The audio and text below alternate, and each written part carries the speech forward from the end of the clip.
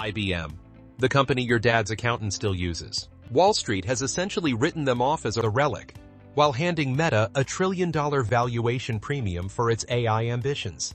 That framing is not just incomplete. It is increasingly disconnected from what the actual numbers are showing.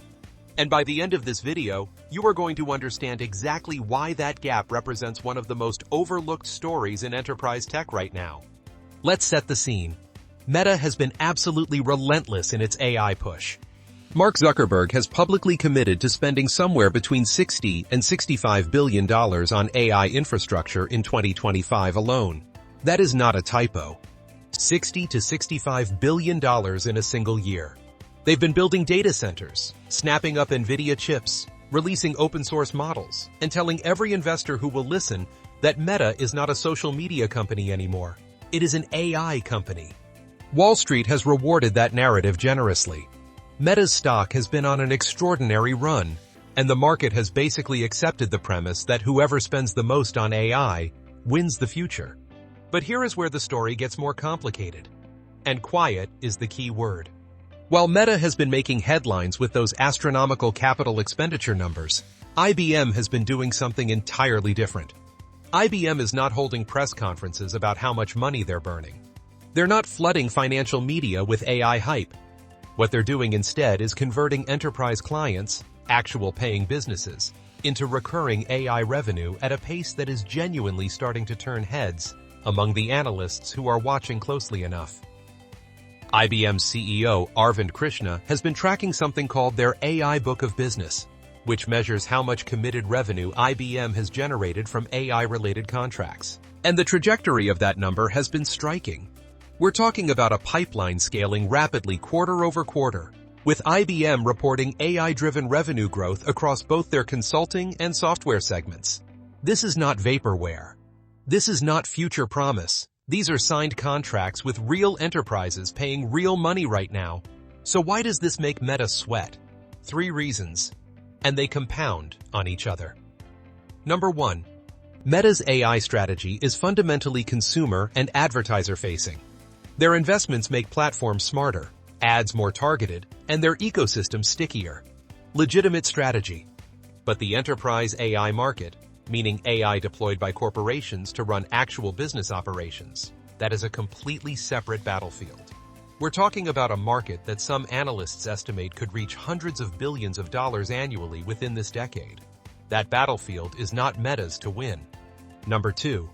IBM has spent decades building relationships with the world's largest corporations, banks, insurance companies, governments, healthcare systems, organizations that do not move fast.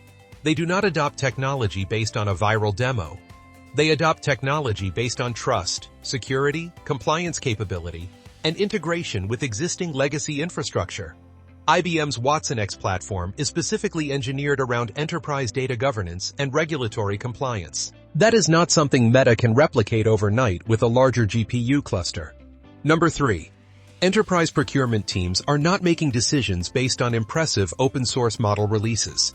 They are making decisions based on proven reliability, accountability structures, and the ability to deploy AI on proprietary data without that data ever leaving their controlled environment. IBM has spent decades building exactly that kind of institutional trust. Meta has not. Now here is the psychological layer Wall Street keeps missing. The market has essentially created 2 mental buckets for AI companies. Bucket 1 is the flashy consumer AI players. Your Metas, your Googles, your Microsofts. These companies get premium valuation multiples because investors associate them with the excitement and cultural momentum around AI. Bucket 2 is what investors have historically called the boring enterprise tech players. IBM lives in Bucket 2. And because of that mental categorization, IBM has been trading at a significant valuation discount relative to the actual business momentum they are generating. This is a classic case of narrative lag. The story the market is telling about IBM is still rooted in the company's decade-long struggle to reinvent itself after the mainframe era faded. Yes, IBM went through a painful period. Revenue declined for years. They made difficult strategic pivots. They spun off managed infrastructure into Kyndryl. All of that history is real. But here is what the market has not yet fully repriced. That restructuring is done. IBM is a fundamentally different business now, and its AI positioning in the enterprise segment is arguably stronger than any of its flashier competitors. Before we get into the investment angle here, if this kind of analysis is useful to you, hit subscribe. We break this stuff down every week. Now back to it. Meanwhile, Meta's situation is more complicated than the stock price suggests. Yes, they're growing. Yes, their ad revenue machine is still incredibly powerful. But $60 to $65 billion in annual capital expenditure creates a specific kind of pressure. At that spending level, Meta needs AI to generate returns at a scale that matches the investment.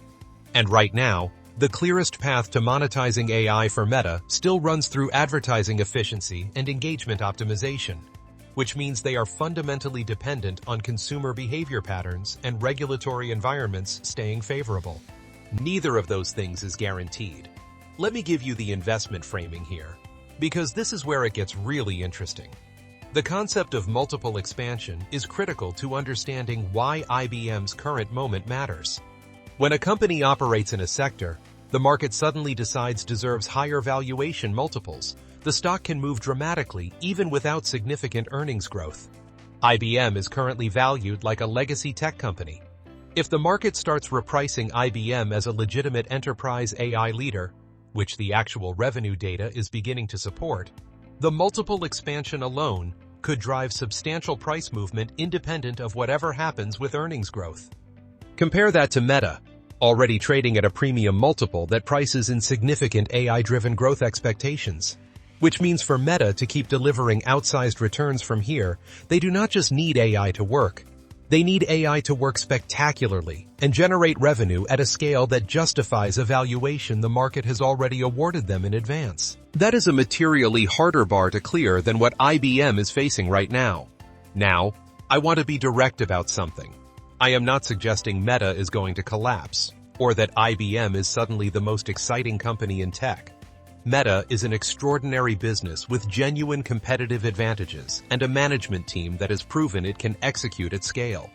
But the framing the market currently uses, where Meta is the undisputed AI winner and IBM is the dusty legacy company, that framing is increasingly disconnected from what the actual business metrics are showing. The dirty secret Wall Street is sitting on is this: the AI race is not a single race. It is multiple parallel competitions happening simultaneously across different market segments. IBM is not competing with Meta for social media users or advertising dollars. IBM is competing for the enterprise AI contracts that will define how the world's most powerful institutions operate over the next 20 years.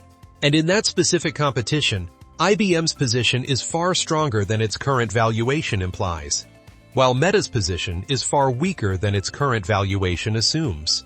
The investors who recognize this distinction first are going to be in a very interesting position when the narrative finally catches up with the data. Because it always does. The market is not permanently irrational. It just takes time for the story to match the reality. And right now, there is a meaningful gap between IBM's story and IBM's reality. And that gap is exactly where opportunity tends to hide before everyone else notices it.